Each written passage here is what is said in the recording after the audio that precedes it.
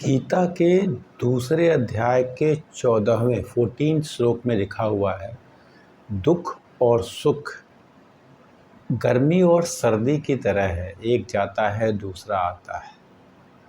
हमारा शेयर बाज़ार क्या इससे कहीं रिलेट करता है? नमस्कार, मेरा नाम डॉक्टर सुनील त्रिपाठी है और मैं आपका एडुट्री के प्लेटफॉर्म पे स्वागत करता हूँ। देखिए, अगर सर्दी नहीं जाएगी, गर्मी नहीं आएगी। अगर गर्मी नहीं आएगी तो फिर सर्दियाँ भी नहीं होंगी। ये एक यूनिवर्सल ट्रुथ है। सेम हैपेंस विद दुख एंड सुख। आपने कोई ऐसा इंसान याद करो, आपने इतनी कहानियाँ सुनी होगी, इतने महापुरुषों के बारे में सुना होगा। ऐसा कोई महापुरुष सुना है जो चांदी के चम्मच के साथ जन्मा और वैसे ही लाइफ उसकी चली, हैप्पीनेस के साथ डेथ हो गया और वो महान बन गया? मैंने नहीं सुना। अगर मैंने राम के बारे में सुना, अगर मैंने भगत सिंह के बारे में सुना, आज भगत सिंह की जन्मतिथि भी है, तो अगर मैंने किसी के बारे में, गांधी जी के बारे में सुना, अगर मैंने किसी भी महान हस्ती के बारे में सुना, तो मैंने उसके लाइफ के स्ट्रगल्स को देखा है। वो स्ट्रगल्स कई तरीके की हो सकता है वो एक राजवाड़े परिवार में जन्म लिया हो और फिर वहाँ पे उसकी स्ट्रगल दूसरे तरह से हो, उसको फाइट करना पड़ा हो डिफरेंट से। हो सकता है वो गरीब परिवार में जन्म लिया हो तो उसको वेल्थ के लिए, मनी के लिए स्ट्रगल करना पड़ा हो।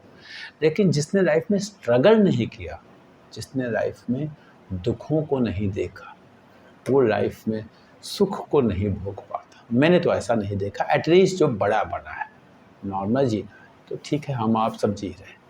अगर बड़ा बनना है तो सोच बड़ी करनी पड़ेगी कि अगर बड़ा बनना है तो कुछ एक्स्ट्राऑर्डिनरी स्टेप्स लेने पड़ेंगे। एक्स्ट्राऑर्डिनरी स्टेप्स लेंगे तो कुछ तो दुख आएंगे। गीता का 2nd चैप्टर 14 श्लोक, दुख और सुख।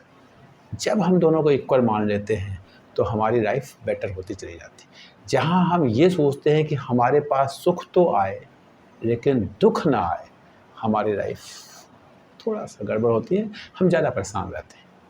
शेयर मार्केट भी एक ऐसी तरह है। शेयर मार्केट में हमारा अपवर्ड ट्रेंड भी होता है और डाउनवर्ड ट्रेंड भी होता है। होगा ही होगा। ऐसी कोई थ्योरी नहीं है, ऐसा कोई मार्केट नहीं है, ऐसा कोई कंसेप्ट नहीं है, ऐसा कोई स्टॉक नहीं है जिसको आप खरीद लें और वो अपवर्ड ट्रेंड में ही रहे जब तक आपके पास है, और आप बेच दें तो डाउनवर्ड में जाए, आप उस पैसे को कहीं और लगा दें वो अपवर्ड में जाए। ऐसा आप सोचते हैं, ऐसा मैं सोचता हूँ, ऐसा हर कोई जो शेयर मार्केट में आता है वो सोचता है कि जब हम किसी शेयर में एंट्री करें वो ऊपर ऊपर ऊपर ऊपर जाए, फिर एक टाइम आए हम उससे एग्जिट कर जाएं, फिर वो जहाँ मर्जी नीचे बचे जाए, उससे कोई मतलब नहीं है। नीचे जाए, आप चाहते हैं तब वो नीचे जाए, क्योंकि अगर वो उसके बाद भी ऊपर जाता है तो आपको और दुख होने लगता है। आपने एग्जिट कर दिया और ऊपर जाता तो आप चाहते हैं जब आप एग्जिट करें तो नीचे जाए, फिर आप किसी स्टॉक में एंट्री करें, फिर वो ऊपर जाए और फिर जैसे आप एग्जिट करें उसे नीचे जाना चाहिए, ये आप सोचते हैं। लेकिन आप सोचिए कि ऐसा ही तो सब सोचता है। क्या एक ही टाइम पे सब एंट्री एग्जिट कर रहा है? ऐसा नहीं है, क्योंकि एक ही टाइम पे सब एंट्री करेंगे या सब एग्जिट करेंगे तो अगर सब एग्जिट कर रहे हैं तो एंट्री कौन करेगा, और अगर सब एंट्री कर रहे हैं तो एग्जिट कौन करेगा? तो ये तो पॉसिबल है ही नहीं कि जब आप एंट्री करें स्टॉक ऊपर जाए, जब आप एग्जिट करें स्टॉक नीचे जाए। ये दुख और सुख ऐसा हो ही नहीं सकता कि आपको केवल सुख मिले, दुख किसी और को मिले। ऐसा नहीं हो सकता। अब आप ऐसा क्या करें कि आपके सुख जो हैं वो दुख से ज़्यादा हो? बस यही आप कर सकते हैं। Your happiness, your happy life, happy family, happy environment should have greater pressure or power as compared to that your sad life. वो लाइफ एक बेटर मानी जाती है। ऐसा है शेयर मार्केट में। शेयर मार्केट 4%, 5%, 10% नीचे जाए, शेयर मार्केट 6%, 12%, 15% ऊपर जाए, means the growth in your portfolio should be higher than the corrections taking place. At any point of time, जब आप देखेंगे कि हाँ जी मेरा सबका पोर्टफोलियो कहाँ जा रहा है, निफ्टी कहाँ जा रहा है, एज कम्पेयर टू दैट आपका पोर्टफोलियो बैलेंस्ड हो। जब सबका बढ़े तो आपका ज़्यादा बढ़े और जब सबका घटे तो आपका कम घटे। ऐसे किसी स्ट्रेटजी पे काम करेंगे तो पैसा बनेगा, ज़्यादा बनेगा, अच्छा बनेगा और आप खुश रहेंगे। इसी के लिए अच्छे स्टॉक को अच्छे लेवल पे ख़रीदा जाता है। इसी के लिए आपको रिसर्च करना पड़ता है, पढ़ना पड़ता है। इसी के लिए आपको स्टॉक को डाइवर्सिफ़ाई करना पड़ता है, अपने पोर्टफोलियो को डाइवर्सिफ़ाई करना पड़ता है। इसी के लिए आपको basic understanding of the stock market होनी चाहिए। अगर इतना है तो स्टॉक मार्केट में पैसा बन जाता है।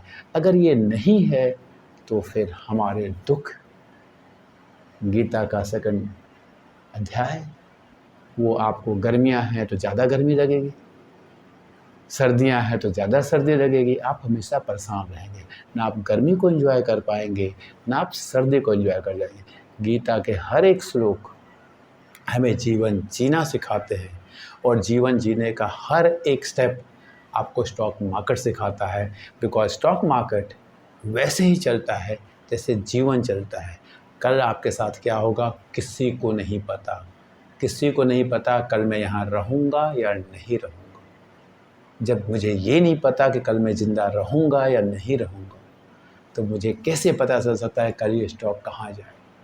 इतना सा बेसिक कंसेप्ट है, इसको समझ लिया वैसे बन जाएगा। Thank you.